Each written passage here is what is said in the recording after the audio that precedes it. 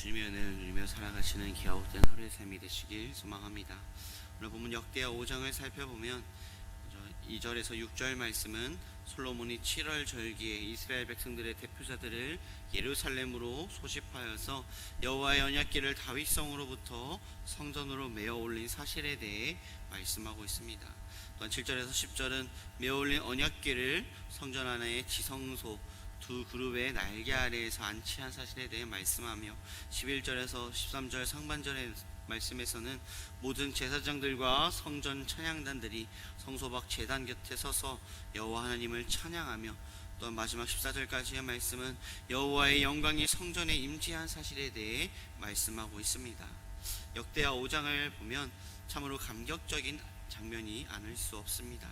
마치 영화의 클라이막스와도 같이 솔로몬이 7년간 성전을 건축하고 모든 기구와 장치를 마무리한 뒤에 하나님의 궤를 성전 안 지성소로 옮겨놓는 사건에 대해 말씀합니다.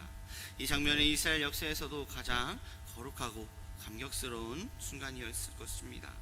하지만 성전이 아무리 화려해도 하나님의 영광이 채우지 않으면 무용지물이라고 하듯이 성전의 완성보다 중요한 것은 하나님의 영광이 우리 가운데 임하는 것이라는 사실을 우리는 잊지 말아야 합니다. 오늘 말씀에서 우리에게 참된 예배, 참된 영광이 무엇인지 오늘 말씀을 함께 나누고자 합니다.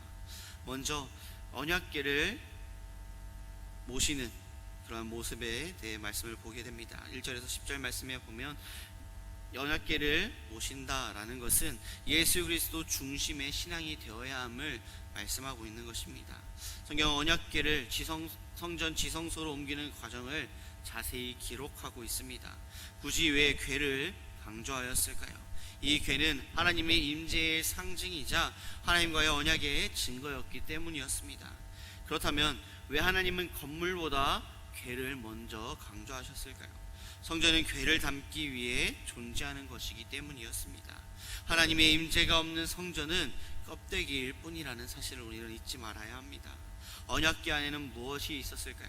히브리서 9장 4절 말씀에 보면 금향로와 사면을 금으로 싼 언약궤가 있고 그 안에 만나를 담은 금 항아리와 아론의 쌍난 지팡이와 언약의 돌판들이 있고 라고 말씀합니다. 만나를 담은 금 항아리 그리고 아론의 쌍난 지팡이, 언약의 두 돌판은 이 모든 것들은 다 예수님을 가리킵니다. 만나를 담은 금 항아리는 하나님의 공급에 대해 말씀합니다. 요한복음 6장 51절 말씀, 나는 하늘에서 내려온 살아있는 떡이니 사람이 이 떡을 먹으면 영생하리라. 내가 줄 떡은 곧 세상의 생명을 위한 내 살이니라 라고 말씀하십니다. 하늘에서 내려온 참 만나이신 예수 그리스도를 뜻하는 말씀입니다. 또한 아론의 쌍난 지팡이는 하나님의 선택과 능력을 뜻하는데 죽음을 이기시고 부활하신 생명의 지팡이이신 예수 그리스도를 말씀합니다. 또 마지막으로 언약의 두 돌판은 하나님의 말씀을 뜻하며 요한복음 1장 14절 말씀이 육신되어 우리 가운데 거하심에 우리가 그의 영광을 보니 아버지의 독생자의 영광이요 은혜와 진리가 충만하더라 라는 말씀과 같이 예수님은 말씀이 육신되어 우리 가운데 거하시는 분이라는 사실을 말씀하고 있는 것입니다. 성전이 아무리 웅장해도 예수님이 중심이 없으면 그것은 박물관과 같습니다. 우리의 신앙도 마찬가지입니다. 겉으로는 신앙생활을 하는 것처럼 보여도 화려해 보일지 몰라도 내 안에 예수님이 중심에 계시지 않으면 그건 빈 껍데기의 신앙과도 같다라는 말씀입니다. 겉모습이 아니라 내 마음 안에 예수님을 모시는, 예수님이 궤처럼 중심에 모셔져 있는 우리의 삶이 되어야 합니다. 또한 우리의 삶은 어떠해야 하는가? 제사장과 레위인의 그 연합 가운데에 거룩한 준비를 보게 됩니다. 11절부터 13절 상반절 말씀에 보면 이때 제사장들이 그 반열대로 하지 아니하고 스스로 정결하게 하고 성소에 있다가 나오매 라고 말씀합니다. 11절은 제사장들이 구별되었다라고 말씀하고 있습니다.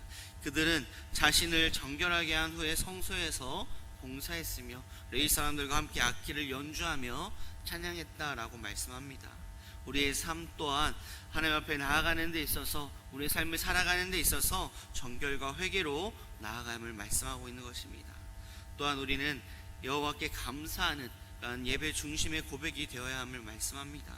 13절 말씀에 보면 찬양대가 한 목소리로 이렇게 고백하는 것을 보게 됩니다. 선하시도다 그의 자비하심이 영원히 있도다 라고 말씀합니다. 이건 단순한 노래의 가사가 아닌 이것은 이스라엘의 고백이었습니다. 이스라엘의 신앙의 핵심이자 예수 그리스도의 복음이 함축된 그런 말임을 우리는 볼 수가 있습니다. 여호와는 선하시다. 이것은 무엇을 말씀할까요? 십자가를 통해 우리를 구원하신 하나님의 본성, 즉 십자가의 은혜가 그 증거다라는 것을 말씀하고 있습니다.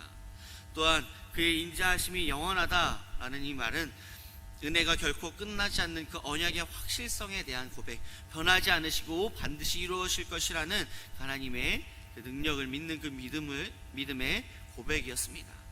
예수님 안에서 우리는 이 고백을 더욱더 분명히 확인할 수 있습니다. 무엇일까요? 우리를 위해 죽으시고 또한 부활하시고 다시 오실 것이기 때문입니다. 찬양대의 고백이 우리의 고백이 되어야 합니다. 선하시고 인자하심이 영원한 그 여호와를 믿고 의지하며 살아가는 우리의 삶이 되어야 함을 말씀합니다.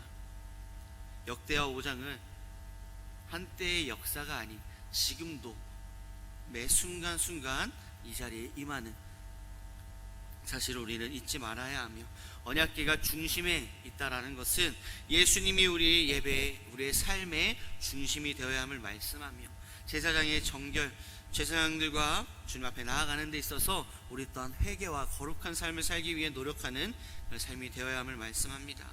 또한 찬양과 감사의 고백을 통해서 우리의 믿음의 입술이, 우리의 삶의 고백이 기쁨과 감사의 찬양이 넘쳐나는 우리의 삶이 되어야 함을 말씀합니다. 우리의 삶은 어떠한가요?